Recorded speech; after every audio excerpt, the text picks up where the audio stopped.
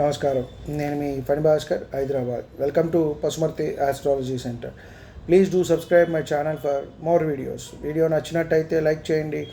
మీ బంధుమిత్రులు, శ్రేయోభిలాషులకి కూడా షేర్ చేయండి. వారికి కూడా ఎంతో కొంత ఉపయోగకరంగా ఉంటుంది. ఈ వీడియోలో మనం చిట్ట చివరిదైన మీనరాశి వారి గురించి తెలుసుకునే ప్రయత్నం చేద్దాం.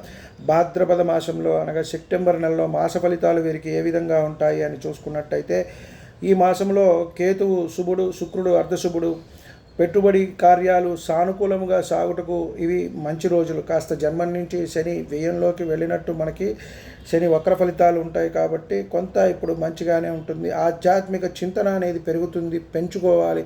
ఎందుకంటే అటు గురుబలం లేదు, ఇటు శని బలం లేదు కాబట్టి రాహు వ్యయంలో ఉన్నారు, కేతు ఒక్కడే శుభుడుగా ఉన్నాడు కాబట్టి ఆధ్యాత్మికంగా ముందుకు వెళ్ళటం అనేది మంచిది. విద్యార్థులు అనవసరమైన విషయాలపై దృష్టి పెట్టరాదు.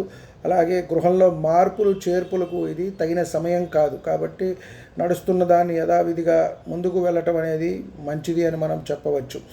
ఉద్యోగులకు అభివృద్ధి అనేది ఉంటుంది. ఉమ్మడి వ్యాపారాలకు కూడా అనుకూలమైన సమయము. ప్రయాణంలో కాస్త జాగ్రత్త అవసరం. ఏదైనా వస్తువులు చోరీ జరిగే అవకాశం ఉన్నది కాబట్టి జాగ్రత్త అవసరము. అలాగే చిట్ ఫండ్లు, బీమాలు, పెన్షన్లు ఇలాంటి రుణ ప్రయత్నాలు ఏదైనా చేసేవారు, కొత్తగా వ్యాపారం స్టార్ట్ చేసిన వారికి అనుకూలంగా ఉంది. ఉద్యోగులకు కూడా అవకాశం బాగానే ఉంది. నిరుద్యోగులకు కూడా కొంత ఉపాధి కలుగుతుంది అని మనము చెప్పవచ్చు.